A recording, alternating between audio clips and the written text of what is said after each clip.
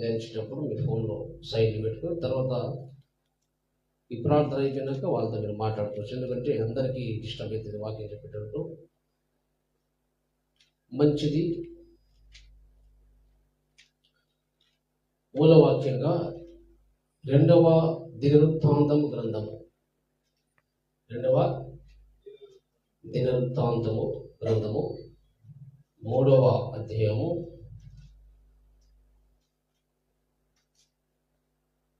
3 వచనాలు మనం చదువుకున్నాం. 3 వచనాలు. సౌండ్ క్లారిటీ ఉంది. ఒకసారి చెక్ చేసి మళ్ళా దేవునికి స్తోత్రం కలుగును. హల్లెలూయా. దేవునికి మహిమ కలుగును గాక. హల్లెలూయా.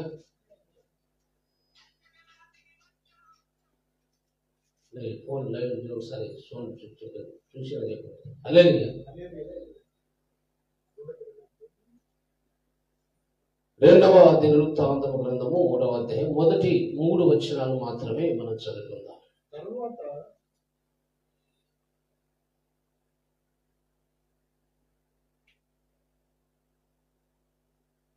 తరువాత సొలొమోను యెరూషలేములో తన తండ్రి అయిన దావీదునకు యెహోవా ప్రత్యక్షమైనప్పుడు మోరియా పర్వతమందు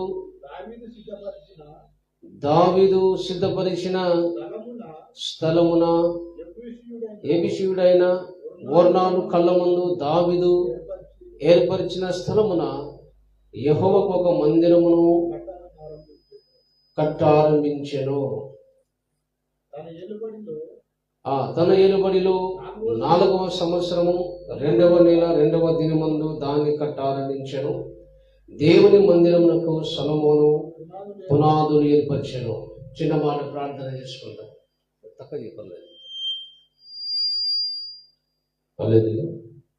ఓకే, ప్రార్థన చేద్దాం. స్తోత్రం దేవా, పరిశుద్ధుడా, మహోన్నతుడా, సర్వశక్తిగల దేవా, ఆశ్చర్యకరుడా, అద్భుతకరుడా, ఈ చదువులు లేఖన భాగాన్ని విరిచి పంచిపెట్టుకొని విలువాలని ప్రభావ స్పష్టంగా అర్థం చేసుకొని నీ చిత్తము నీ సంకల్పం గ్రహించుటకు సాయం చేయమని ఈ దాసుల వాక్య ప్రత్యక్షతను గురించి నా హృదయం నా మనోదయం వెలిగించి అభిషేకించి అందరితో మాట్లాడమని నిలిపించమని బోధించమని యేసు నామములో ప్రార్థిస్తున్నాము తండ్రి. ఆమేన్, ఆమేన్, ఆమేన్. క్రీస్తునందు దేవుని బిడ్డలారా, పాత నిబంధన గ్రంథంలో దావీదు భక్తునికి ఒక మందిరము కట్టాలి, దేవుని నామం ఘనత కొరకు ఒక మందిరం కట్టాలని ఆయనకు ఆలోచన వచ్చింది. ఒక మందిరం కట్టాలని ఆయన డిసైడ్ కూడా అయిపోయాడు. మందిరం కట్టాలా, దానికి కావాల్సిన మెటీరియల్ కూడా అంతా కూడా దావీదు సమకూర్చుకున్నాడు. అయితే మొదటి దినవృత్తాంతము 22వ అధ్యాయంలో దావీదును దేవుడు వద్దని చెప్పాడు. ఏం చెప్పాడు? కట్టాలని ఆయన ఆలోచన వచ్చింది. కానీ దావీదు దేవుడు ఏమన్నాడు? ఆ మందిరమును కట్టొద్దు అన్నాడు. మొదటి దినవృత్తాంతము గ్రంథము 22వ అధ్యాయంలో మనం చూస్తే దావీదు దేవుడు అంటాడు, 8వ వచనం, యెహోవాకు నాకు ప్రత్యక్షమై ఇలాగు సెలవిచ్చెను, నీవు విస్తారముగా రక్తము ఒలికించి గొప్ప యుద్ధమును జరిగించిన వాడవు. నీవు నా నామమునకు మందిరము కట్టించకూడదు. నా సన్నిధిని నీవు విస్తారముగా రక్తము నేల మీదికి ఓడ్చితివి. నీకు పుట్టబో ఒక కుమారుడు సమాధాన కర్తగా ఉండను. చుట్టూ ఉండు అతని శత్రువులందరినీ నేను తొలివేసి అతనికి సమాధానము కలగజేస్తున్నాడు. దావీదును మందిరం కట్టాలనుకున్నప్పుడు దావీదును దేవుడు ఏమన్నాడు? మందిరం కట్టవద్దు. ఎందుకంటే రాజుగా ఉన్నప్పుడు అనేక వ్యక్తులను చంపి రక్తము చెందించిన కాబట్టి, పోల్చిన కాబట్టి, అనేక వ్యక్తులను చంపిన కాబట్టి నువ్వు ఈ మందిరం కట్టడానికి యోగ్యుడు కాదన్నాడు. నీ కుమారుడు కడతాడన్నాడు. ఏమన్నాడు? నీకు పుట్టబో నీ కుమారుడు. ఆయన నీలాగానే యుద్ధం చేయడు. ఆయన కాలంలో రాజుగా ఉన్నప్పుడు సమాధాన పరుస్తాడు. ఏం చెప్పండి? యుద్ధాలు ఉండదు, ఎవరు చంపడం ఉండదు, సమాధానం ఉంటుంది. కాబట్టి నేను పుట్టబో కుమారుడు ఈ మందిరం కడతాను, కట్టవద్దు దావీదన్నాడు. ఎందుకంటే అనేక రక్తము చంపినా కాబట్టి ఈ మందిరం కట్టాలంటే అలాగే పరిశుద్ధత చాలా ఇంపార్టెంట్. ఏం చెప్పండి? పరిశుద్ధ ఒక పాఠం. దేవుడు ఏదైనా ఒక విషయం చెప్పాలంటే అది చాలా ఇంపార్టెంట్గా దేవుడు చెప్తాడు. ఏదో ఒక విషయం నేర్పించడానికి. గుర్తుపెట్టుకోండి, ఇక్కడ ఒక పాఠం ఉంది. దేవుని మందిరం కట్టాలి, దేవుని కార్యం, దేవుని చిత్తంలో ఒక మందిరం కట్టబడాలి. అయితే దాన్ని కట్టడానికి దావీదు ఆలోచన చేశాడు, కానీ దావీదుకు దేవుడు వద్దన్నాడు. ఎందుకంటే అనేకలు చంపినాం, అనేక రక్తాలను చెందించిన కాబట్టి ఈ మందిరం కట్టడానికి యోగ్యుడు కాదు. ఈ పుట్టుబోని కుమారుడు కడతాడు. అంటే దేవుని కార్యము ఒక సేవకుని ద్వారా, ఒక వ్యక్తి ద్వారా దేవుడు జరిగించాలంటే వారిలో పరిశుద్ధత ఉండాలి. ఏముండాలండి? పరిశుద్ధత చాలా ఇంపార్టెంట్. పరిశుద్ధత లేనిది దేవుడు తన కార్యం కొరకు ఆ వ్యక్తులను వాడుకోడు. దేవుడు భూమి మీద తన కార్యము, తన చిత్తము నెరవేర్చాలనుకున్నప్పుడు కొంతమంది ఎన్నుకుంటారు, వారు పరిశుద్ధత కలిగి ఉండాలి. ఏం కలిగి ఉండాలి? పరిశుద్ధత. చాలా మంది ఈ పరిశుద్ధ కాలంలో ఏలియాలని, ప్రవక్త అని, నేను అంత్యకాలం ఏలియాలని చాలా మంది సేవకులు తను తాను ఏలియాలాగా, పౌరులాగా పోల్చుకొని రహస్యమైన పాపములో, చెడుతనములో వాళ్ళు ఉన్నారు. ఇలా రహస్యంగా పాపము చేస్తూ, అలాగే నేను ఏలియాను, నేను ప్రవక్తను, నేను అపోస్తలును, అద్భుతమైన ఉపదేశం చేస్తాను, మనమల్ని చెప్తా అంటే నీ ద్వారా దేవుడు తన కార్యం నెరవేర్చుకోడు. మీరు గుర్తుపెట్టు, దానికి చక్కటి ఉదాహరణ చెప్తాను నేను. అపోస్తల కార్యములు 3వ అధ్యాయంలో మనం చూస్తే, అపోస్తల కార్యములు 3వ అధ్యాయము 21వ వచనము మనం చూడండి ఒకసారి. అపోస్తల కార్యములు 3వ అధ్యాయం 21వ వచనం మీరు చక్కగా జాగ్రత్తగా వినాలి. అన్నిటికీ కుదురుబాటు కాలములు వచ్చునని దేవుడు ఆది నుండి తన పరిశుద్ధ ప్రవక్తల నోట పలికించెను. అంతవరకు యేసు పరలోక నివాసి ఉండట ఆవశ్యకం. అన్నిటికీ కుదురుబాటు కాలం రావాలి. ఏం చెప్పండి? కుదురుబాటు అన్న దిద్దుబాటు అన్న ఒకటి. అంటే అన్నిటికంటే సంఘంలో అన్ని దిద్దుబాటు జరగాలి. క్రీస్తు సంఘంలో, క్రైస్తవ సమాజంలో అన్నిటికీ దిద్దుబాటు, అన్ని విషయాలు దిద్దబడాలి. చక్కగా వాక్య ప్రకారం అన్ని కూడా అమర్చబడాలి. అంతవరకు యేసు ఎక్కడ ఉంటాడు? పరలోక నివాసే ఉంటాడు. ఇష్టం వచ్చినట్టుగా మనం బోధ చేస్తే, ఇష్టం వచ్చినట్టుగా మనం అలాగే ప్రవర్తిస్తే యేసు ప్రభు రాడు. ఆయన రావాలంటే అన్నిటికీ దిద్దుబాటు, కుదురుబాటు జరగాలి. అలా జరగాలని ఎవరి ద్వారా ప్రవచించాడు? అన్నిటికీ కుదురుబాటు కాలం జరిగిన తర్వాత యేసు రెండో రాకడ జరుగుతుందని ఎవరి ద్వారా దేవుడు పలికించాడంట? పరిశుద్ధ, చూడండి ఇక్కడ ఏమనండి? పరిశుద్ధ ప్రవక్తలలో. ఎవరు చెప్పండి? అంటే ఈ కార్యము జరగాలని పలికించడానికి పరిశుద్ధులైన ప్రవక్తల ద్వారా దేవుడు పలికించాడు. అన్నిటి కుదురుబాటు కాలం జరగాలి, దాని తర్వాత యేసు రెండో రాకడ జరగాలి, అంతవరకు యేసు పరలోకం ఉంటాడు అని ఈ మాట ప్రవచనంగా అది జరగాలని ఆ కార్యం కొరకు.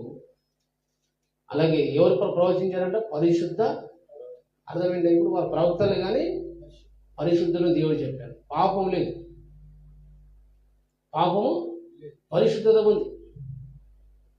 అంటే దేవుని కార్యము కొరకు ప్రవచించాలన్నా, దేవుని కార్యం నెరవేర్చాలన్నా నీలో పరిశుద్ధత ఉండాలి. పరిశుద్ధత లేకపోతే తన చిత్తం, తన కార్యం మన ద్వారా జరగదు. ఇంకో ఈ విషయాన్ని మనం ఇదే ఎఫెసీయులకు రాసిన పత్రిక 3వ అధ్యాయంలో మనం చూస్తే కూడా బైబిల్లో చాలా స్పష్టంగా చెప్పబడింది. ప్రవక్తలు, అపోస్తలులు చెప్పుకున్న వారి జీవితాలలో చాలా మంది దైవ సేవకులు, నేను అపోస్తలుని చెప్పుకుంటాడు, ప్రవక్తను చెప్పుకుంటాడు, ఏలియా చెప్పుకుంటాడు, నేనే అంతకాల సంస్కర్త, నేనే సార్వత్రిక సంఘానికి నేను సంస్కర్త అని చెప్పుకుంటున్నాను. కానీ బైబిల్ ఏం చెప్తుంది? నీ పరిశుద్ధత లేని నీ జ్ఞానము ఏమి పనికి రాదు. ఏం చెప్పండి? పరిశుద్ధత లేని నీ జ్ఞానము, నీ వాక్యం ఏమి పనికి ఫస్ట్ను పరిశుద్ధత కలిగి ఉండాలి. ఏం చెప్పండి? పరిశుద్ధత కలిగి ఉండాలి. దేవునికి మహిమ కలిగి ఉండాలి. హల్లెలూయా. ఇప్పుడు చూడండి, ఎఫెసీయులకు రాసిన పత్రిక 3వ అధ్యాయము 5వ వచనం చూడండి. ఈ మర్మం ఇప్పుడు ఆత్మ మూలముగా దేవుని పరిశుద్ధులకు అపోస్తలులకును ప్రవర్తకులకును బయలుపరచబడి ఉన్నట్లుగా పూర్వకాలం ముందు మనుషులకు తెలియపరచబడలేదు. క్రీస్తు గురించిన మర్మము పరిశుద్ధులకు అపోస్తలులకు అలాగే ప్రవక్తలకు బయలుపరచబడిందంట.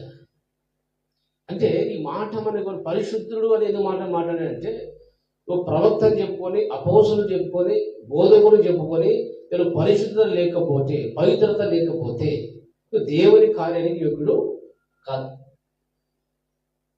హోలీనెస్ చాలా ఇంపార్టెంట్, పరిశుద్ధత చాలా ఇంపార్టెంట్.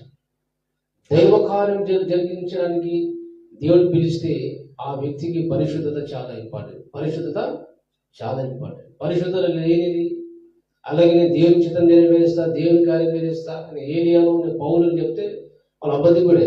ఎవరు చెప్పండి? అబద్ధికుడు. మన తిమోతి రాసిన పత్రిక 3వ అధ్యాయం అంతా కూడా చూస్తే అదే తర్వాత చూడండి. ఇప్పుడు అది సందర్భం వచ్చింది కాబట్టి మాట చెప్తాను. అంటే ఒక దైవ సేవకుడు, ఒక బోధకుడు కావాలంటే కూడా దానికి కొన్ని లక్షణాలు ఉన్నాయి. ఫస్ట్ ఏమున్నాయి? ఫస్ట్ ఆ లక్షణాలు ఒకసారి మీరు చూడండి. అయినా సందర్భం వచ్చింది కాబట్టి నేను ఏం చెప్తున్నా అంటే, దావీదు ఒక కార్యం నెరవేర్చాలని అనుకున్నాడు, మందిరం కట్టాలని అనుకున్నాగా దేవుడు వద్దన్నాడు. తన చేతులు పరిశుద్ధంగా లేవు కాబట్టి.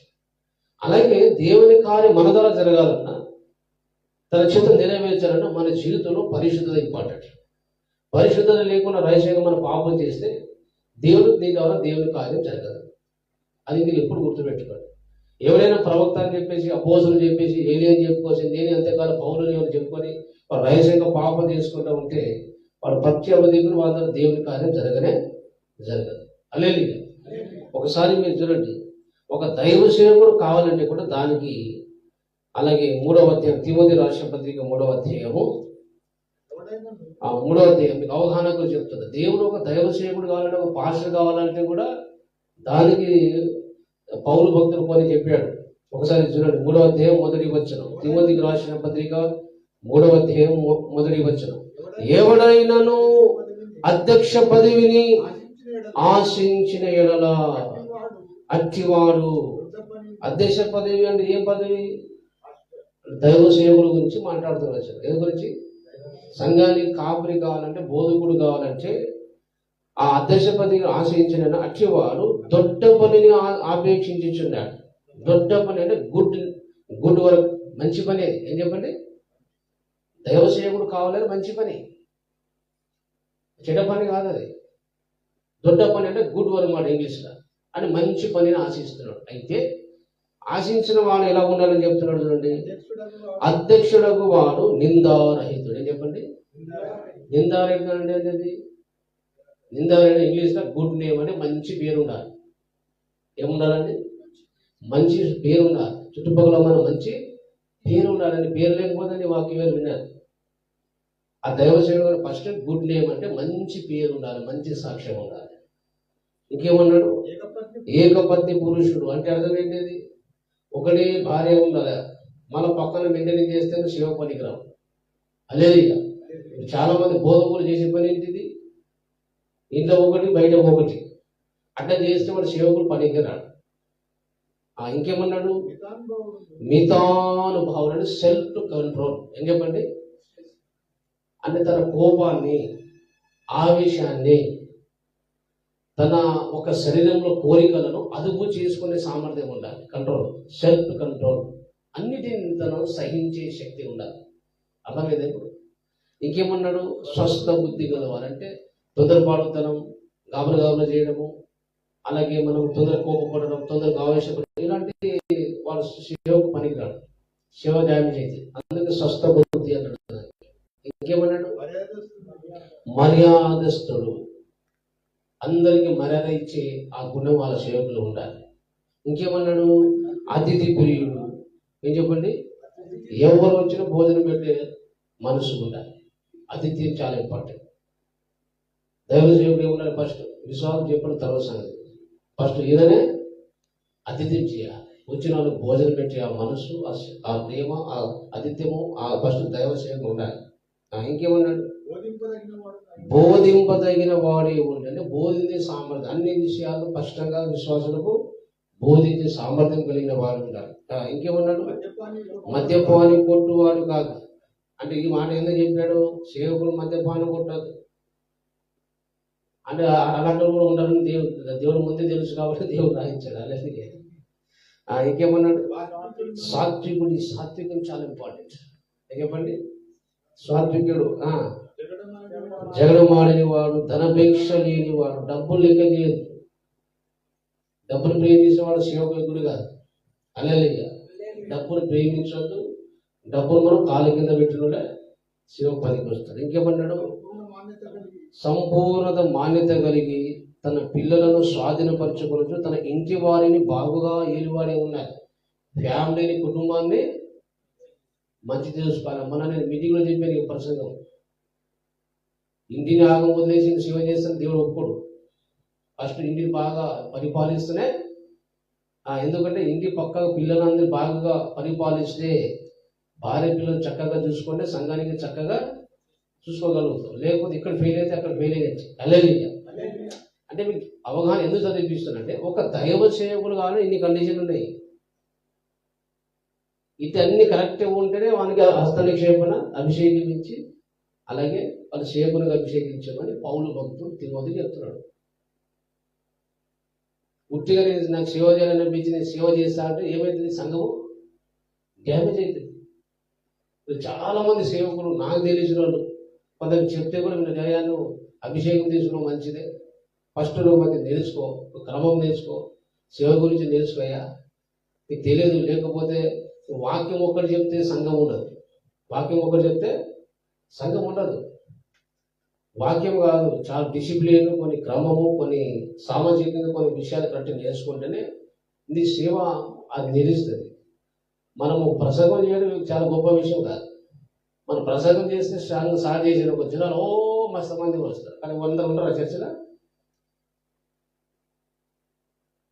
జనాలు రావడం గొప్ప విషయం. అందరూ వస్తారు, దావత్ పెట్టినప్పుడు అందరూ వస్తారు. కానీ సంఘం నిలబెట్టాలంటే దానికి చాలా ప్రయాసం, చాలా కన్నీటి, చాలా వేదన, ప్రసవ వేదన ఒక సేవకు పడితే కానీ ఆత్మల సంఘం స్థిరపడవు. అంత ఈజీ కాదు ఇది. అదే సేవ అనేది అంత ఈజీ కాదు. ఎంతో వేదన, ఎంతో కన్నీటి ప్రార్థన చేసే తప్ప ఆ సంఘం నిలబడదు, పరిచయం నిలబడదు. దేవుని ఆత్మలు కొత్త రక్షణ పొందంత ఈజీ కాదు. కాబట్టి ఒక దైవ సేవకులకి ఇన్ని రకాలుగా ఉంటే చాలా మంది చెప్పకుండా వాక్యము చెప్పింది వచ్చింది సేవ చేస్తా అంటే మొత్తం ఉన్న సంఘంలో ఉండిపోయింది. హల్లెలూయా అన్న బాగానే ఆత్మలు వస్తారంటే ఉన్నది అది స్టార్టింగ్ చెప్పి 10 మంది 20 మంది ఉట్టి గుడికొట్టరు. ఎన్నో ఊళ్ళో పోయినప్పుడు వాక్యం మంచిన అందరూ పోయి 100 మంది కూర్చుంటారు. అలాగే నువ్వు పరిచయం స్టార్ట్ చేస్తే అందరు టక్క టక్క టక్క టక్క మాయమైపోతుంది. అంత ఈజీ కాదు అది. ఇప్పుడు ఆ సంఘం అంతా సోదరుడు మొత్తం వెళ్ళిపోయి గాలి తిరుగుతున్నాడు. ఎందుకు అలా గాలి తిరుగుతున్నాడు? చాలా మంది కాదు చెప్తే వీళ్ళలేదు. ఎందుకంటే ఈయన చెప్తే నేను వినన్నా, ఇవో ప్రాబ్లం. ఈయన చెప్తే నేను వినన్నా, ఈయన నేర్చుకోరా బాబు. డైరెక్ట్ చెప్పినది సంఘం ఉండదు, ఆ పరిచయం ఉండదు. అంత ఈజీ కాదు, అనుభవం లేదు. వాక్యం చెప్తే సంఘం కాదు. వాక్యం ఒకటి ఉంటే సంఘం నిలబడదు. చాలా విషయాలు నేర్చుకోవాలి. అన్నీ ఒక్కసారి చెప్తే అర్థం కాదు. సావాసం చేసి నేర్చుకో, అదొకటి తిరుగురు అనుభవం వస్తుందంటే తిరగలేదు. రాసి ఉన్న సంఘం పోయింది. గాలి తిరుగుతున్నాడు. ఇప్పుడు ఏం చెప్తున్నాడు? గాలి తిరుగుతున్నాడు. ఇప్పుడు ఏం లాభం? ఇప్పుడైనా సరే పలానా సేవకుడు చెప్పాడు, కొంచెం ఏం లోపం ఉందో నేను సరి చేసుకుందామని ఆయన లేదు. హల్లెలూయా. కాబట్టి దేవుని పిల్లరా, అంటే దేవుని కార్యము మనము జరగాలంటే ఒక సేవకుడు కావాలి. ఇన్ని కండిషన్ పెట్టు, అంత పర్ఫెక్ట్ ఉంటేనే మన హస్తనిక్షేపం చేయాలి, అభిషేకం చేయాలి దేవుడు అంటాడు. మళ్ళీ ఇంకో మాట్లాడుతున్నాను ఒకసారి ఏంటంటే అక్కడ ఆయన పరీక్షింపబడాలి. దైవ సేవకుల ద్వారా సంఘంలో ఆయన పరీక్షింపబడాలంట. ఒకసారి 10వ వచనంలో మరియు వారు మొదట పరీక్షింపబడవలేను. ఏమండి? దైవ సేవకులు వాళ్ళు పరీక్షిస్తారు. ఇప్పుడు ఏమేమి తెలుసు సార్? కొంచెం వాక్యం తెలుసుకోగానే నేను సేవ చేస్తాను, ఇప్పుడు బయలుదేరుతాడు. చాలా మంది ఏమన్నారు, ఈడ వాక్యం తెలుసుకుని ఆడ వాక్యం తెలుసుకొని వాక్యం చెప్పిన వస్తూ పాట పాడుతున్నావు కాబట్టి నేను సేవకునైతే అంటే అట్లా కాదని పరిచయం ఫలించదు. నీకు అవమానం దేవునికి అవమానకరంగా. చాలా మంది ఎట్లాగే ఒక దైవ సేవకుని దగ్గర శిష్యరికం చేయాలి, నేర్చుకోవాలా, పరీక్షింపబడాలా. నీకు దేవుడు మాట్లాడదు కదా, దైవ సేవకుడు కూడా మాట్లాడతాడు. నీ సామర్థ్యం, మీ లక్షణం ఒకే ఉన్నప్పుడు అప్పుడు ప్రార్థన పూర్వకంగా దైవ హస్తనిక్షేపణ చేస్తే అప్పుడు వెళ్ళాలి. అలాగే అపోసరైన పౌలే ఒక సంఘంలో ఉన్నాడు, అంత్యోక సంఘంలో ఉండి కొన్ని రోజులు పరీక్షింపబడి కొన్ని రోజులు సహవాసం చేసి ఈయనకు దేవుడు అభిషేకించబట్టి ఆ సంఘంలో ఉన్న దైవ సేవకులు పెద్దలు అభిషేకించి పౌలు పంపారు, పౌలు సౌలు. ఈ వాక్య క్రమం అనేది చాలా మంది తెలియదు. ఎవరు వాక్యం చెప్పడానికి వస్తే అందరు ఇక సేవకుడు అయిపోతారు. అలాగే మన సంఘం ఆడవాళ్ళు చెప్తారు వాక్యం, చెప్పరా? మనందరూ కూడా స్త్రీలే మనం మంచి అద్భుతమైన ప్రసంగం చేస్తారు. మన ఆంధ్రజన కంటికి సరి కనబడదు. పట్టణ జిల్లాలో వాక్యం చెప్తే వాళ్ళు మరలా కానీ ఈ అక్క 2 సార్లు అలానే 50 మన విశ్వాసం ప్రసంగించి అలాగే దానికి ఒక పిలుపు ఉండాలి, దానికి సామర్థ్యం ఉండాలి, దానికి అభిషేకం ఉండాలి. మొదటి దినవృత్తాంత గ్రంథము 22వ అధ్యాయము 10వ వచనంలో దావీదుతో దేవుడు మాట్లాడుతుండే, కుమారుడు మందిరం కడతాడు, అతడు నా నామమునకు ఒక మందిరమును కట్టించును, అతడు నాకు కుమారుడై ఉండును, నేను అతనికి తండ్రి ఉండును, ఇశ్రాయేలుల మీద అతని రాజ్యము సింహాసనము నిత్యము స్థిరపరచుదును. ఏం చెప్పండి? ఈ మాట జాగ్రత్త గుర్తుపెట్టుకోవాలి. నిత్యము స్థిరపరుస్తుంది. ఇశ్రాయేలు మీద రాజుగా తన సంతానం పిల్లలందరూ కూడా స్థిరంగా ఉంటారని అన్నాడు. అతడు నాకు కుమారుడే ఉండును, నేను అతనికి తండ్రి ఉండును, అతడు నా కొరకు ఒక మందిరం కడతాడని దేవుడు దావీదుతో అన్నాడు. హల్లెలూయా.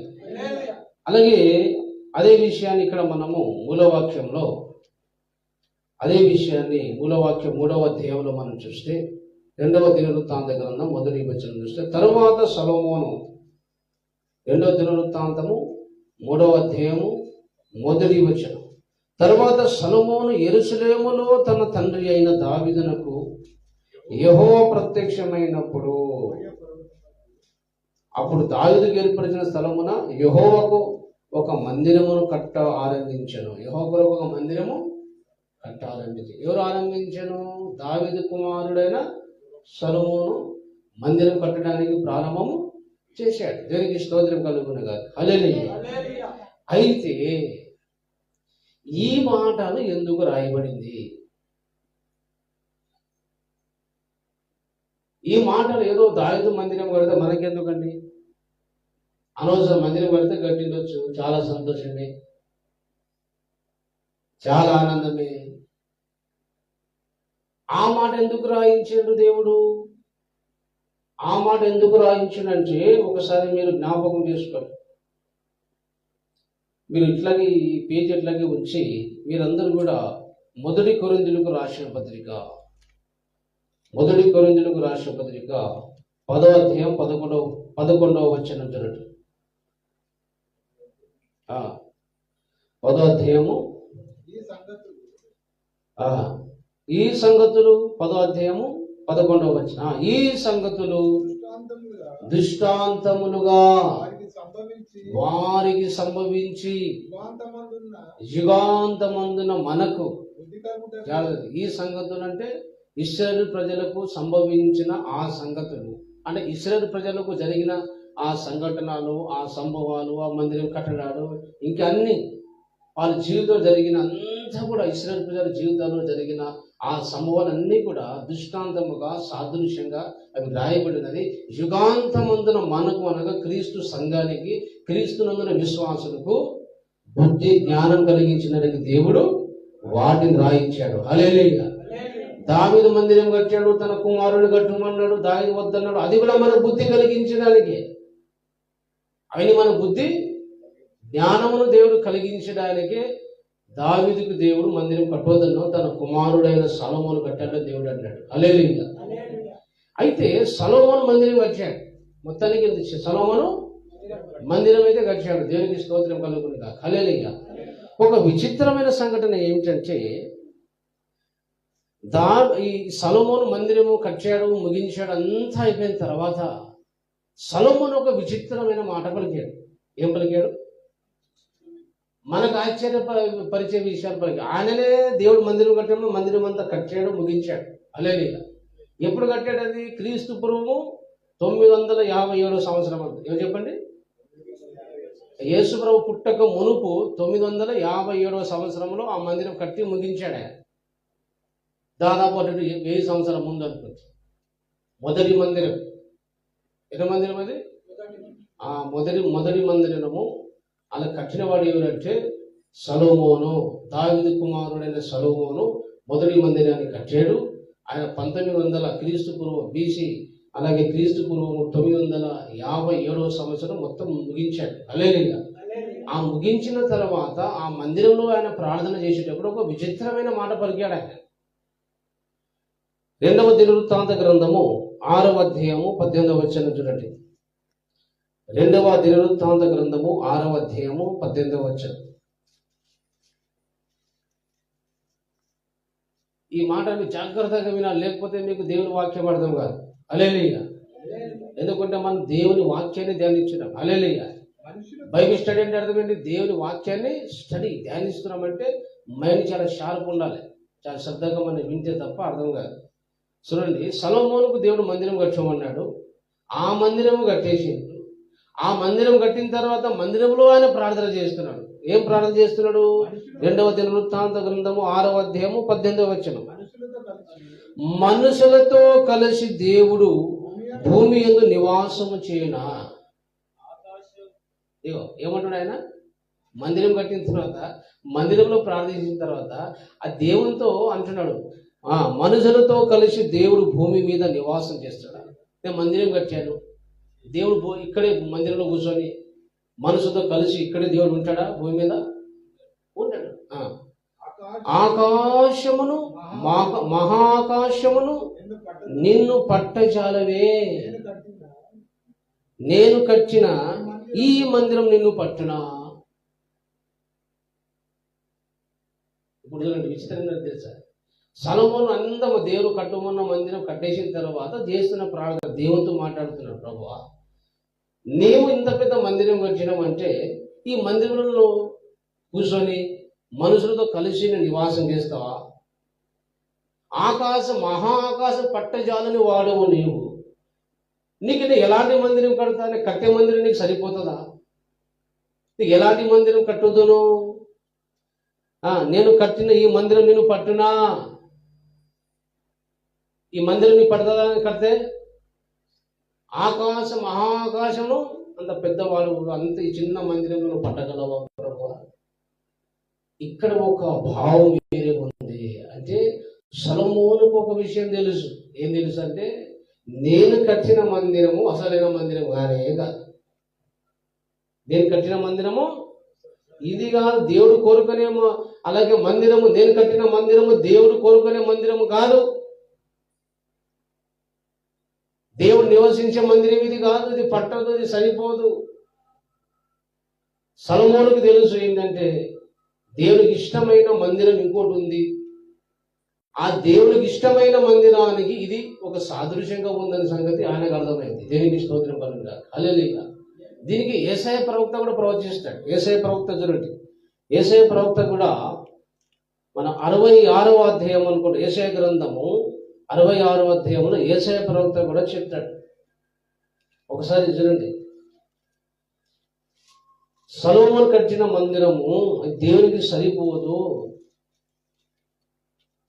నీ కట్టిన మందిరం సరిపోదు ప్రభు అనేది. చిన్న మందిరం నువ్వు పడతావా? మహాకాశం కానీ పెద్దవాడుగా ఉన్న తండ్రిని ఆయన ప్రార్థన చేస్తున్నాడు. మరి ఎందుకు కట్టినావు? మరి ఇది పట్టదని తెలుసు కదా సొలొమోను. దేవునికి పట్టది మందిరము, అంత పెద్ద మందిరం నువ్వు కట్టలేవు.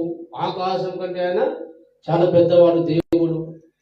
ఒకటే దగ్గర మందిరంలో దేవుడు కూర్చోడు, మనసులతో కలిసి నివాసం చేయడు అన్నప్పుడు, ఈ మందిరంలో దేవుడే కూర్చోడు, దేవుడే పట్టనప్పుడు మందిరం ఎందుకు కట్టినావు? మరి నాకు దేవుడు చెప్పాడు కాబట్టి. దేవుడు ఎందుకు చెప్పాడు మరి? ఈ మందిరంలో పట్టవలని తెలిసిన తర్వాత, ఈ మందిరం దేవుడికి సరిపోదని తెలిసిన తర్వాత ఆ మందిరం ఎందుకు కట్టినావు అంటే, దేవుడు ఒక అసలైన మందిరము ఒకటి ఉన్నది, దేవుడికి ఇష్టమైన మందిరం ఒకటి ఉన్నది, దేవుడు నివసించే ఒక మందిరం ఉంది. దానికి ఒక ముందు గుర్తుగా, ఛాయగా, సాదృశ్యంగా ఈ మందిరం కట్టుకున్నాను అని ఆయన తెలిసి. హల్లెలూయా. ఆయన బతికి కూడా ఇదే సమాధానం చెప్తాడు. హల్లెలూయా. ఇప్పుడు యెషయా గ్రంథం 66వ అధ్యాయం దయచేసి మీరు చూడండి. యెషయా గ్రంథం 66వ అధ్యాయము మొదటి వచనాన్ని మనం చూద్దాం. యెహోవా ఇలాగూ ఆజ్ఞ ఇచ్చుచున్నాడు, ఆకాశము నా సింహాసనం. దేవుడు ఏమన్నాడంట? ఆకాశం నా సింహాసనము, భూమి నా పాదపీఠం. యేసయ్య ఆకాశం మీద కూర్చొని తన కాళ్ళు ఇక్కడ దాకా అంటాయంట, భూమి మీద. దేనికి అంత పెద్ద దేవుడు ఉన్నాడు ఆయన. మీరు నా నిమిత్తము కట్ట ఉద్దేశించు ఇల్లు ఏ పాటిది? ఇల్లు కడుతున్నాడు. ఇల్లు అన్నా మందిరం అని ఒకటి. హల్లెలూయా. నాకు ఈ మందిరం కడుతున్నారు, ఇల్లు కడుతున్నారు. ఏ పాటిదయ్యా? ఆకాశం నా సింహాసనం, భూమి నా పాదపీఠం. అంత పెద్దగా ఉన్నాను, నేను పడతాదా మీ కట్టే మందిరంలో? నాకు విశ్రమ స్థానముగా మీరు కట్ట ఉద్దేశించినది ఏ పాటిది? అవన్నీ నా హస్తకృతములు కావా? ఇవి నా వలన కలిగినవని యెహోవా సెలవిచ్చుచున్నాడు అన్నాడు. ఇవన్నీ కూడా హస్తకృత, చేతులతో నేను చేసినవి. రాళ్ళు మీరు కడుతున్న మందిర రాళ్లతో, రకరకాల రాళ్లతో, రకరకాల రంగు రాళ్లతో, బండలతో మందిరం కడుతురే, అవన్నీ నా చేతుల ద్వారా చేసినవి. నాకు ఇలాంటి మందిరం మీరు కడతారు అని దేవుడే ప్రశ్నిస్తున్నాడు. ఎవరు చెప్పండి? దేవుడే ప్రశ్నిస్తున్నప్పుడు దేవుని అడుగుతాం ఇప్పుడు మనం, ఏం ప్రభువా, సొలొమోను మా మందిరం కట్టుమని చెప్పింది ఎవరు? దేవుడే కదా. అవునా కదా? సొలొమోను మందిరం కట్టుమని చెప్పింది ఎవరు? దేవుడే. మరి ఆ దేవుడే మళ్ళీ ఏమంటాడు? నాకు ఇలాంటి మందిరం కడతావా, అని సరిపోతానా అంటాడు. అర్థం కదా మీకు? అంటే దేవుడు రెండు మాటలు మాట్లాడుతున్నావా అని అనిపిస్తుంది ఇది చదివితే. హల్లెలూయా. నాకు ఎలాంటి మందిరం కడతారు మీరు? భూమి నా పాదపీఠము, ఆకాశం నా సింహాసనము, నాకు ఇలాంటి మందిరం కడతారా మీరు అంటాడు. ఇదేం ప్రభువా, నువ్వే కదా సొలొమోను మందిరం కట్టుమన్నాడు, నీ మందిరంలో పట్టజాలని వాడు కదా, అంత పెద్దవాడు కదా, పట్టవు కదా. నువ్వు పట్టనప్పుడు సొలొమోనుకి మందిరం కట్టించు, నువ్వు ఎందుకు చెప్పినావు ప్రభా? అది చెప్పున్నా అంటే దేవుడు అంటాడు, నా కుమారుడా, నాకు ఇష్టమైన మందిరం ఇది కాదు, ఇంకోటి ఏదో ఉంది, అది దానికి సాదృశ్యంగా, నాకు ఇష్టమైన మందిరం ఇంకోటి ఉంది, దానికి సాదృశ్యంగా ఈ మందిరం కట్టమని చెప్పానే తప్ప ఈ మందిరం రాళ్లతో కట్టిన మందిరం నాకు ఇష్టమైనది కాదు, అందులో నివాసం చేయను. హల్లెలూయా. అపోస్తుల కార్యం 7వ అధ్యాయంలో కూడా అంటాడు. అపోస్తుల కార్యం 7వ అధ్యాయంలో మనం చూస్తే, అపోస్తుల కార్యం 7వ అధ్యాయము, అపోస్తుల కార్యం 7వ అధ్యాయము 47 నుంచి చదువుకుందాం. అయితే సొలొమోను ఆయన కొరకు మందిరమును కట్టించెను. చూడండి ఆయన కొరకు, దేవుని కొరకు సొలొమోను ఒక మందిరము కట్టించెను. అయినను ఆకాశము నా సింహాసనము, భూమి నా పాదపీఠము, మీరు నా కొరకు ఎలాంటి మందిరం కట్టుదురు? నా విశ్రాంతి స్థలం ఏది? ఇవన్నీ నా హస్తకృతములు కావా అని ప్రభు చెప్పుచున్నాడు అని ప్రవక్త పలికిన ప్రకారము సర్వోన్నతుడు ఎవరు చెప్పండి? సర్వోన్నతుడు హస్తకృతాలయములో నివసింపడు. ఏం చెప్పండి? హస్త అంటే చేయి, కృతాలయము అంటే చేతులతో చేయబడిన ఆలయము. అంటే చేతులతో మనుషులు చేసిన ఈ మందిరంతో, రాళ్లతో రప్పలతో కట్టిన ఈ మందిరంలో దేవుడు నివసింపడు. ఎవరు నివసింపడంట? దేవుడు నివసింపడే నివసింపడు. ఓకేనా? క్లారిటీగా దేవునికి స్తోత్రం కలుగుగా. హల్లెలూయా. దేవుడు అలాగే సొలొమోనుకు మందిరం ఎందుకు కట్టమన్నాడు? దానికి ఒక ఉద్దేశం ఉంది. నేను నివాసం చేయడానికి. ఏం చెప్పండి? నేను నివాస స్థలం. దేవునికి స్తోత్రం కలుగునుగా. హల్లెలూయా. దేవుడు నివాసించడానికి, దేవుని నామానికి ఘనత కొరకు ఒక మందిరం కట్టి ఉంటారు. హల్లెలూయా. 2 కారణాలు. ఒకటి దేవుని నివాసము చేయడానికి. ఏం చెప్పండి? ఇదే ఇక్కడ కూడా రాయబడింది. ఇదే మనం అపోస్తలుల కార్యంలో అలాగే 7వ అధ్యాయం 46వ వచనం చూడండి. అతడు దేవుని దయ పొంది యాకోబు యొక్క దేవుని నివాస స్థలమును కట్టగోరాడు. ఏం కోరాను చెప్పండి? దేవుని నివాస స్థలమును కట్టగోరాడు. దేవునికి స్తోత్రం కలుగునుగా. హల్లెలూయా. దేవుడు నివాసించడానికి సొలొమోనుకు దేవుడు మందిరము కట్టమన్నాడు. హల్లెలూయా. దేవుని నామానికి ఘనత రావాలి, అందుకే మందిరం కట్టమన్నాడు. చెప్పండి, దేవుని నామం ఏం కలగాలి? తన నామం ఘనత కొరకు. ఒకసారి మనము దినవృత్తాంత గ్రంథము మరలా అక్కడ చూద్దాము దయచేసి. సొలొమోనుకు మందిరం కట్టేటప్పుడు 2 విషయాలను దేవుడు జ్ఞాపకం చెప్పాడు. మనం అపోస్తలుల కార్యము చదువుకున్నాం కదా, 7:48 వచనం చదువుకున్నాం కదా. దేవునికి నివాస స్థలముగా ఒక మందిరాన్ని దేవుడు కట్టమన్నాడు సొలొమోనుకు. హల్లెలూయా. అలాగే ఆ 7వ వచనం మనం మొదటి దినవృత్తాంత గ్రంథము 22వ అధ్యాయము 7వ వచనం చూడండి.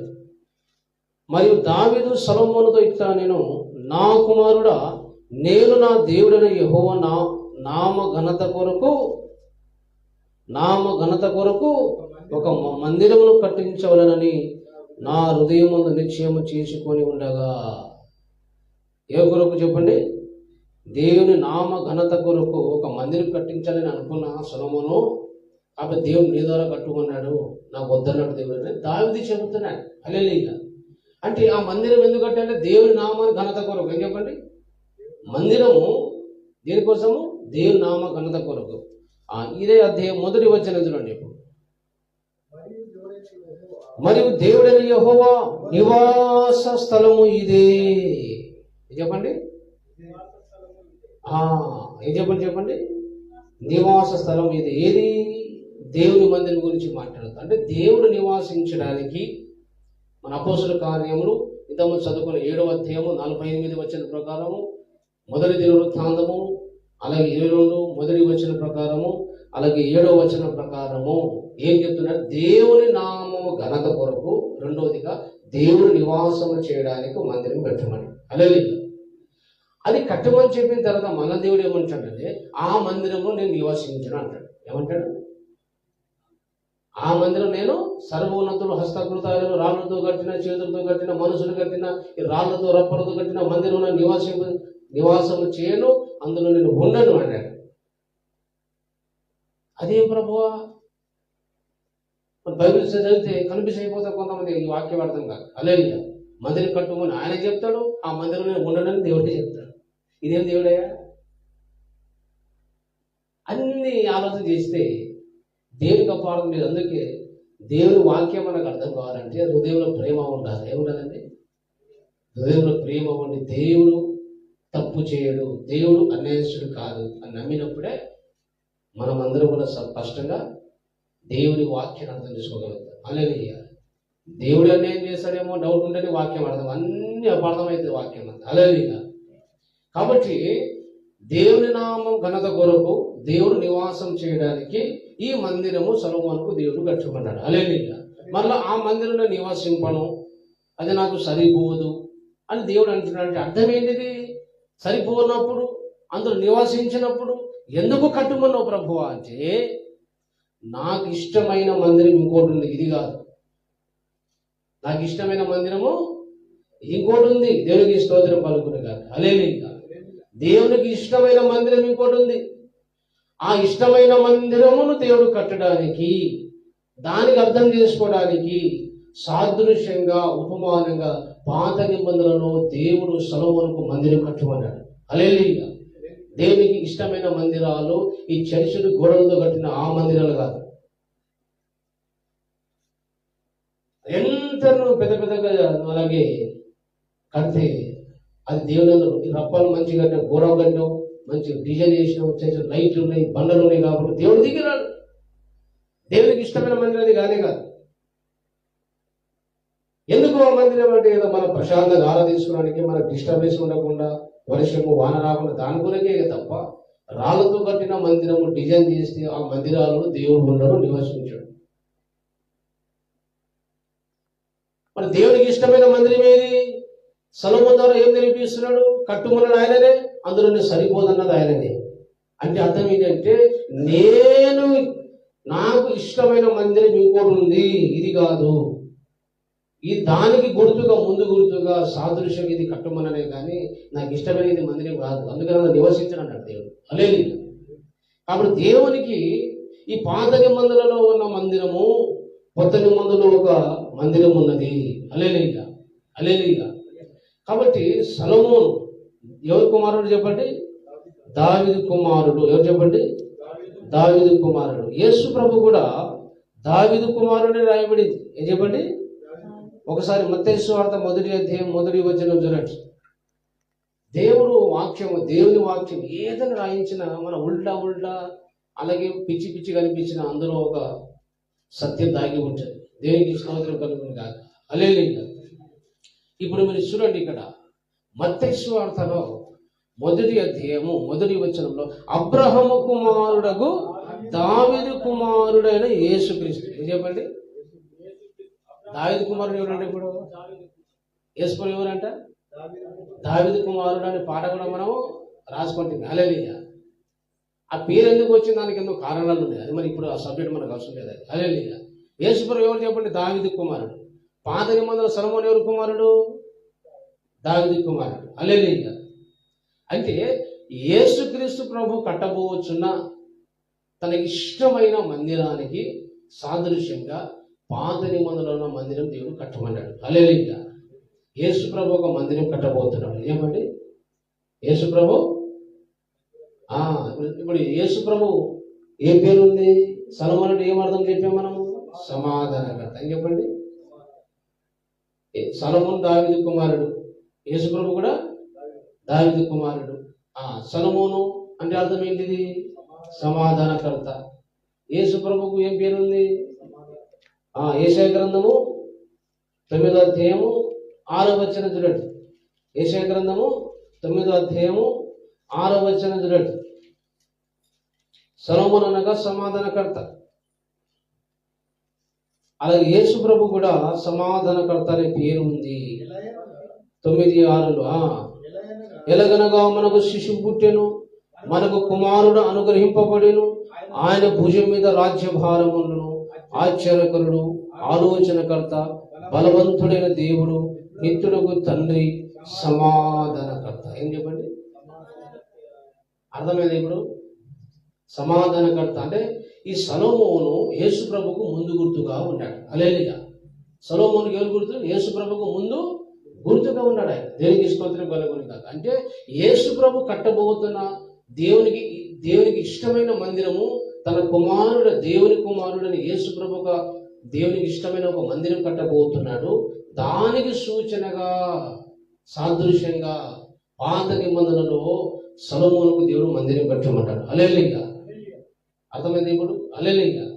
అందుకే యేసు ప్రభు కూడా దావీదు కుమారుడైన సొలొమోను ఎలాగైతే దేవుని కొరకు మందిరం కట్టాడో, కొత్త నిబంధనలో దావీదు కుమారుడైన యేసు ప్రభు కూడా ఒక మందిరం కట్టబోతున్నాడు. అది దేవునికి ఇష్టమైన మందిరం. హల్లెలూయా.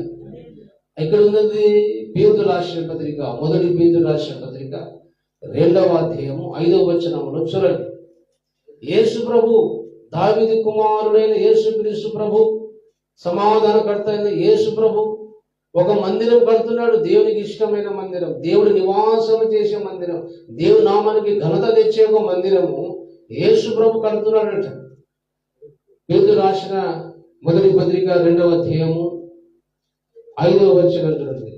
యేసుక్రీస్తు ద్వారా దేవునికి అనుకూలములగు ఆత్మ సంబంధమైన బలులు అర్పించుటకు. ఏం బలులు చెప్పండి?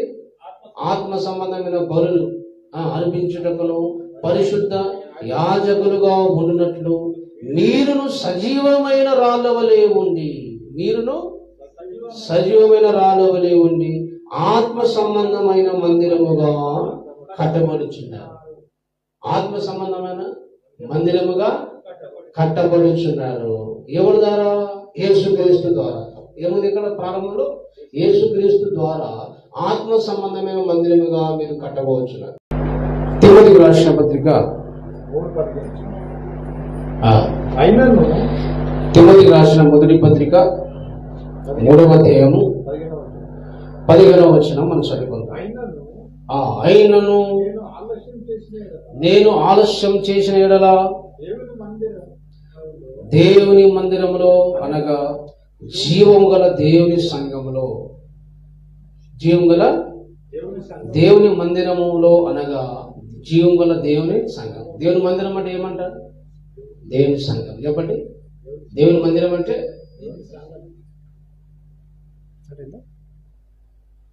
దేవుని సంఘం అంటే గట్టి చెప్పాలి మీరు.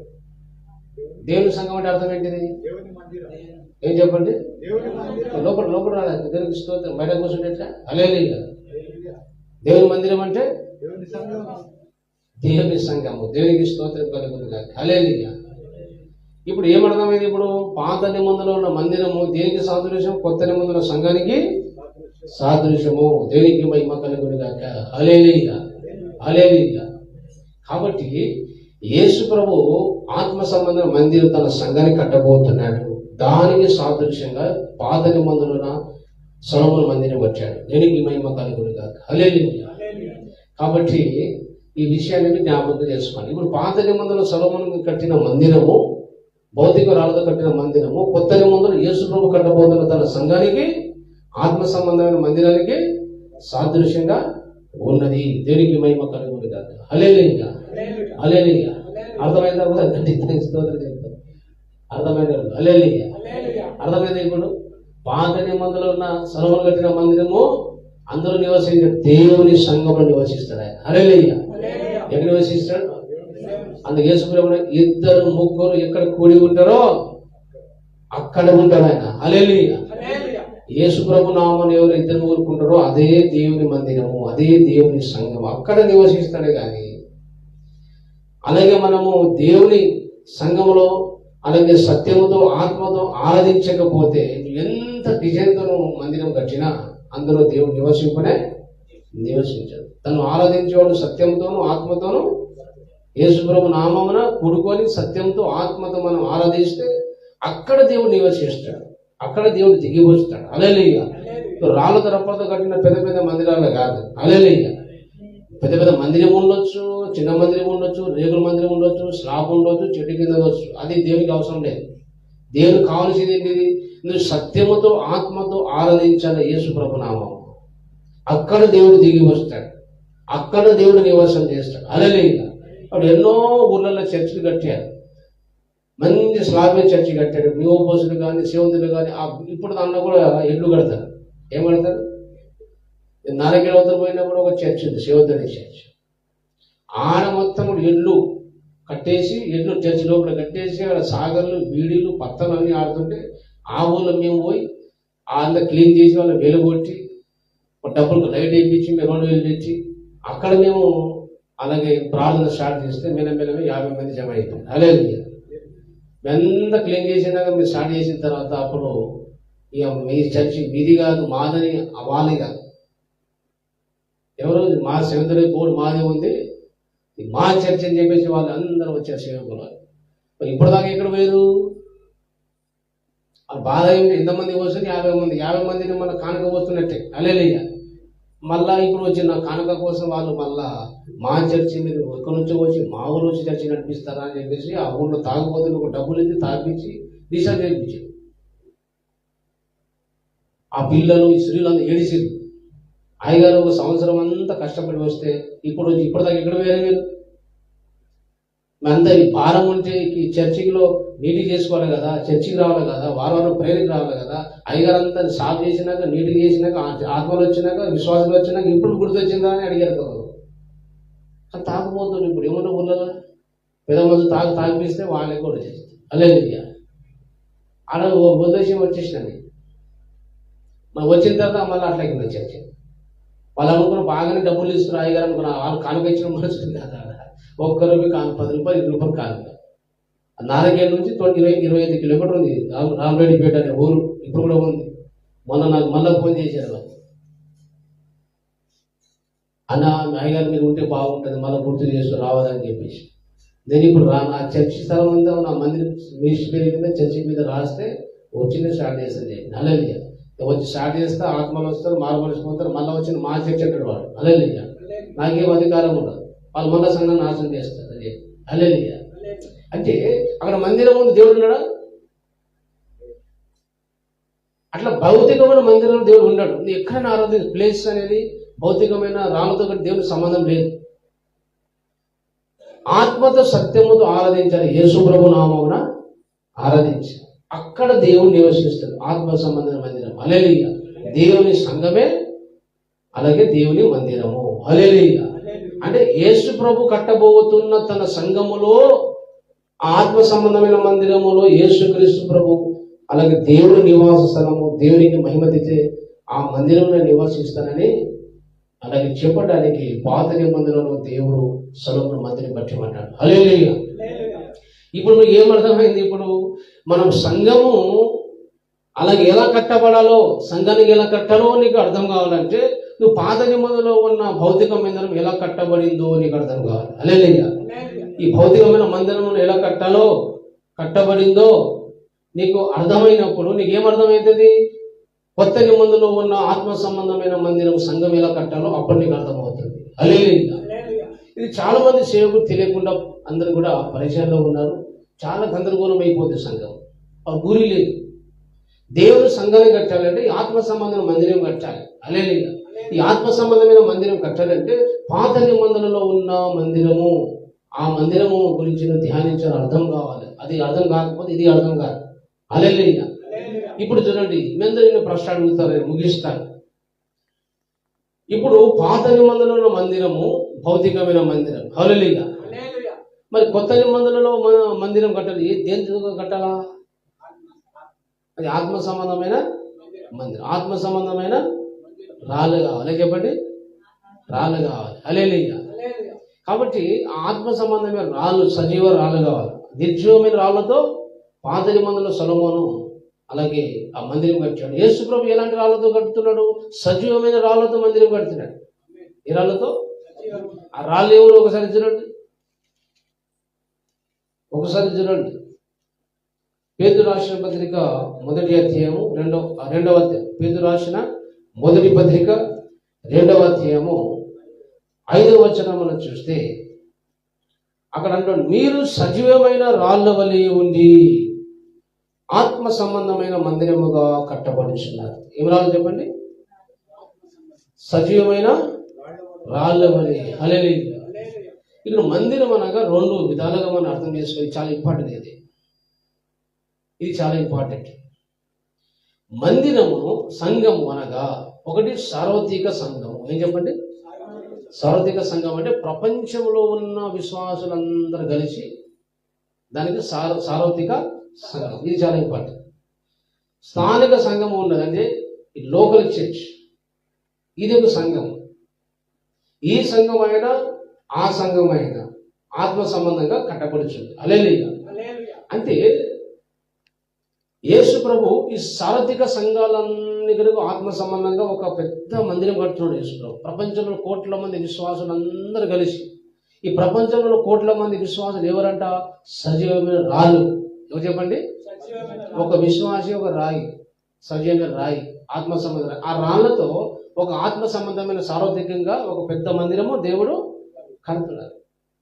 ఆ పెద్ద సార్వత్రిక అలాగే ఆత్మ సంబంధ మందిరంలో రాళ్ళు ఎవరు చెప్పండి? విశ్వాసనే. హల్లెలూయా.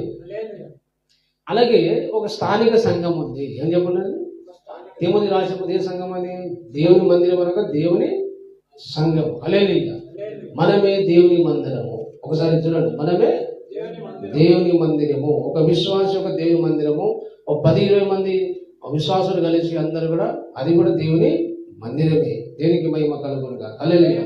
అంటే మన స్థానిక ఒక మందిరము కట్టబడాలి, అలాగే సార్వత్రిక సంఘము కట్టబడాలని కూడా మనము ప్రార్థన చేయాలి. ఈ 2 ఎప్పుడు ఉండాలి, గుర్తుపెట్టుకోండి. ఈ చాలా మంది ఏముంటుందంటే నా సంఘము, నా మందిరము, మంచి ఉంది, క్షేమం ఉంది కథం అని కాదు. ప్రపంచంలో ఉన్న క్రైస్తవులందరూ కూడా ఆత్మ సంబంధంగా కట్టబడాలని ప్రతి విశ్వాసి ప్రార్థన చేయాలి, ప్రతి క్రైస్తవ సంఘం ప్రార్థించాలి. దేవుని గురి ఉంది. పేదరాష్ట్ర సంఘం అని సార్వత్రిక సంఘం గురించి మాట్లాడుతాం. ప్రపంచవ్యాప్తంగా ఒక్కొక్క విశ్వాసి ఒక రాయి అందరికీ ఆత్మ సంబంధ రాళ్ళుగా మనకు చేసి మన చెక్కి, అలాగే ఒక పేద ఆత్మ సంబంధమైన మందిరం దేవుడు కడుతున్నాడు. అంటే సార్వత్రిక సంఘం, ప్రపంచ క్రైస్తవ సమాజం గురించి కూడా నీ ప్రార్థన ఉండాలి, దాని మీద గురి ఉండాలి, దాని మీద దృష్టి ఉండాలి. అది కట్టబడాలి ప్రపంచవ్యాప్తంగా. దాని కొరకు ప్రార్థన, దాని కొరకు నీ ప్రయాస, దాని కొరకు నీ గురి ఉండాలి. రెండవది ఏమంటే స్థానిక సంఘము. ఏం చెప్పండి? స్థానిక సంఘం, స్థానిక మందిరము, అది కట్టబడాలని నువ్వు గురి కలిగి ఉండాలి. హల్లెలూయా. తిమోతికి రాసిన పత్రిక 3వ అధ్యాయంలో మనం చూస్తే అక్కడ చూడండి ఒకసారి. 3వ అధ్యాయము, 1 కొరింథీయులకు రాసిన పత్రిక 3వ అధ్యాయము 16వ వచనం. మీరు దేవుని ఆలయమై ఉన్నారనియు. 1 కొరింథీయులకు రాసిన పత్రిక 1 కొరింథీ 3:16 చదవండి. అందరూ చదవాలి. మీరు దేవుని ఆలయమై ఉన్నారనియు, దేవుని ఆత్మ మీలో నివసించుచున్నదనియు మీరు ఎరుగరా. మీరు ఎవరంట చెప్పండి? మీరు ఎవరంట? మనమే దేవుని మందిరం. ఎవరంట? యేసుప్రభు నమ్ముకున్న నీవే దేవుని మందిరము. హల్లెలూయా. మీలో దేవుని ఆత్మ నివసిస్తున్నారు, దేవుని నివాసం చేస్తాడు. హల్లెలూయా. అంటే యేసుప్రభు రక్తము చేత కడగబడి యేసుప్రభు సొంత రక్షకునిగా ఎవరైతే అంగీకరిస్తారో, నమ్ముకుంటారో వారి లోపల దేవుడు నివసించారు. వాళ్ళే అసలైన మందిరము. దానికి సాదృశ్యంగా భౌతికమైన మందిరం కట్టుకున్నాడు. అంటే నేను రాళ్ళతో రప్పతో కట్టిన మందిరం కాదురా. ఎవరైతే క్రీస్తు రక్తముతో తన పాపలు కడుక్కొని క్రీస్తును సొంత రక్షకునిగా హృదయంలో చేసుకుంటారో వాళ్ళే నాకు మందిరం, వాళ్ళలో నివసిస్తా, వాళ్ళే నాకు అసలైన మందిరం. దేవునికి మహిమ కలుగును గాక. హల్లెలూయా. వాళ్ళు నివసిస్తానే తప్ప రాళ్లతో కట్టిన ఈ మందిరంలో నివాసము చేయదు. అట్లయితే ప్రతి ఒక్క మనిషిలో దేవుడు నివసించాడు. గుర్తుపెట్టుకోండి. యేసుప్రభు ద్వారా, అంటే యేసుప్రభు నుండి విశ్వాసం ఉంచి తన జన్మ కర్మ పాపాలు ఎవరైతే యేసు రక్తంలో కడుక్కుంటారో, సొంత రక్షకునిగా యేసుప్రభు హృదయం ఎవరు చేసుకుంటారో వారిలో కూడా దేవుడు నివాసం చేస్తాడు. హల్లెలూయా. వాళ్ళు దేవుడు నివాసం చేస్తారు. వాళ్ళే దేవునికి ఇష్టమైన మందిరం. యేసుప్రభు రక్తంలో పాపం కడుక్కున్న ప్రతి మనిషి దేవుని ఆలయము, వారి అసలైన దేవునికి ఇష్టమైన మందిరం. వారిలో దేవుడు నివసిస్తాడు. దేవునికి స్తోత్రం కలుగునుగా. హల్లెలూయా. ఇప్పుడు దేవుని సంఘంలో విశ్వాసులలో దేవుడు నివాసం చేస్తాడు. హల్లెలూయా. ఆ మందిరం దేనికోసము? దేవుని నివాసం కోసం. హల్లెలూయా. అర్థమైంది ఇప్పుడు మీకు? యేసుప్రభు రక్తంతో పాపం కడుక్కున్న మనమే దేవుని మందిరం. అలాగే 10, 20 మంది, 20 మంది, 50 మంది, 100 మంది, 1000 మంది అందరూ కూడా యేసుకు నమ్ముకున్న అందరూ కూడుకుంటే అదే దేవుని సంఘం, అదే దేవుని మందిరం. ఆ మందిరమును దేవుడు కట్టాలి. ఆ మందిరం కట్టడానికి యేసుప్రభు వచ్చాడు. అది దేవునికి ఇష్టమైన మందిరం. హల్లెలూయా. రాళ్ళతో రప్పలతో ఎంత పెద్ద డిజైన్ చేసిన దేవునికి ఏమి లాభము లేదు. ఎందుకంటే యేసు 2 రాకడ వచ్చినప్పుడు భూమి ఉండదు, ఆకాశం కూడా, మందిరాలు కూడా ఉండదు. శాశ్వతమైన మందిరం అది. హల్లెలూయా. ఏం మందిరం అది? శాశ్వతమైన మందిరం యేసుప్రభు కడుతున్నాడు. టెంపరీ మందిరం ఏమో సొలొమోను కట్టాడు. హల్లెలూయా. యేసుప్రభు ఎప్పుడు నాశనం లేని మందిరం, ఆత్మ సంబంధ మందిరం, శాశ్వతమైన మందిరం, మహిమ కలిగిన మందిరం, పరిశుద్ధమైన మందిరం యేసుప్రభు కడుతున్నాడు. దేవునికి స్తోత్రం కలుగును గాక. హల్లెలూయా. రక్తము చేత సంపాదించిన సంఘం అన్నాడు. ఏం చెప్పండి? అపోస్తలుల కార్యం 20వ అధ్యాయం 28వ వచనం. దేవుడు తన స్వరక్తం ఇచ్చి సంపాదించిన సంఘం. అపోస్తలుల కార్యం 20వ అధ్యాయం 28వ వచనం. దేవుడు తన స్వరక్తం ఇచ్చి ఈ ఆత్మ సంబంధమైన మందిరమును, సంఘమును దేవుడు అలాగే ఎలా సంపాదించాడు? సొంత రక్తం. అంటే అర్థం ఏంటిది? ఎవరైతే యేసుప్రభు రక్తములో తన పాపాలు కడుక్కుంటారో వారిలో దేవుడు వచ్చి నివాసం చేస్తాడు. వారే దేవునికి మందిరము, దేవునికి ఇష్టమైన మందిరం. హల్లెలూయా. వారే స్వర్గాన్ని చేరుతారు, పరలోకానికి చేరుతారు. దేవునికి మహిమ కలుగును గాక. హల్లెలూయా. యేసుప్రభు రక్తంతో పాపం కడుక్కోకపోతే, యేసుప్రభు సొంత రక్షకునిగా చేసుకోకపోతే మీరు దేవుడు రాడు, నీ పాపాలు కడగడు, నీ పరలోక రాజ్యం లేదు. యేసును నమ్మి బాప్తిసం పొంది నీ హృదయంలో యేసును చేర్చుకొని అలాగే బాప్తిసం పొందినప్పుడు నీలో యేసు ప్రభు వస్తాడు, దేవుడు నివాసం చేస్తాడు, దేవుని బిడ్డ అవుతాడు, దేవుని కుమారుడు అవుతాడు, అప్పుడు పరలోకానికి చేరుతాడు. హల్లెలూయా. అది దేవునికి ఇష్టమైన మందిరం. హల్లెలూయా. ఈ ఆత్మ సంబంధమైన దేశంలో కడగబడిన మనలో దేవుడు అలాగే నివాసం చేసిన మనమే దేవునికి ఇష్టమైన మందిరం అని చెప్పడానికి ఆ మందిరం కట్టుమన్నాడు, కానీ అందులో నివాసించనన్నాడు. ఎందుకు ప్రభు అంటే అసలైన మందిరము మనమే. హల్లెలూయా. అసలైన మందిరం దేవుని సంఘమే. హల్లెలూయా. దేవుని ఇల్లు అన్నా, దేవుని సంఘం అన్నా, దేవుని మందిరం అన్నా ఒకటి. హల్లెలూయా. అర్థమైంది మీకు? హల్లెలూయా. పాత నిబంధనలో దేవుని మందిరం దేనికి సూచన అనేది, కొత్త నిబంధనలో సంఘానికి, యేసు ప్రభు కట్టిన సంఘానికి సాదృశ్యంగా ఉన్నది. దేవునికి మహిమ కలుగును గాక. హల్లెలూయా. కాబట్టి దేవుని బిడ్డలారా, ఈ మందిరము మన భౌతికమైన మందిరం కట్టాలంటే ఫస్ట్ మనం ఏం చేసాము? పునాది చేస్తాం. ఏం చెప్పండి? పునాది ఏర్పరుస్తామా లేదా? ఒకసారి మీరు చూడండి, మనం మూలవాక్యంలోకి రండి. ఇప్పుడు ముగిస్తాను నేను. రెండవ దినవృత్తాంత గ్రంథంలో 3వ అధ్యాయము ఒక రండి దయచేసి. 2వ దినవృత్తాంత గ్రంథము 3వ అధ్యాయము 3వ వచనం చూడండి.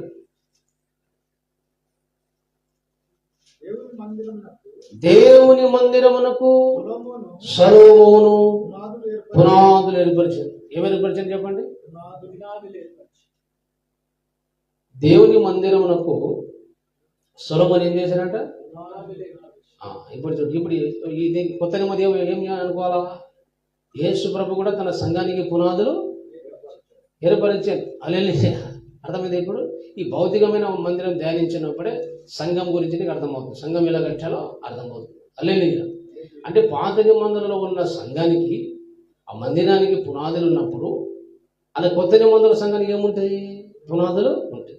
పాత నిబంధన సంఘానికి భౌతికమైన రాళ్లతో పునాదులు ఏర్పరిస్తే, కొత్త నిబంధనలో మన ఆత్మ సంబంధమైన మందిరం కాబట్టి ఆత్మ సంబంధం ఏమి ఉండాలి? పునాదులు ఉండాలి. దేవునికి స్తోత్రం కలుగును గాక. హల్లెలూయా. కాబట్టి ఈ దేవుని సంఘం అనే మందిరానికి ఆత్మ సంబంధమైన పునాదులు అలాగే దేవుడు యేసు ప్రభు ఏర్పరిచారు. సొలొమోనులాగా అలాగే పునాది వేశాడు. దేవునికి స్తోత్రం కలుగును గాక. హల్లెలూయా. ఈ పునాదులు ఏమిటో, ఈ పునాది రాళ్ళు, ఆత్మ సంబంధమైన సంఘానికి పునాదులు ఏమిటో, ఎన్ని రకాలు ఉన్నాయో ఏమిటో వాటి గురించి స్పష్టంగా అలాగే మనం ధ్యానిస్తాం వచ్చే రోజు నుంచి. హల్లెలూయా.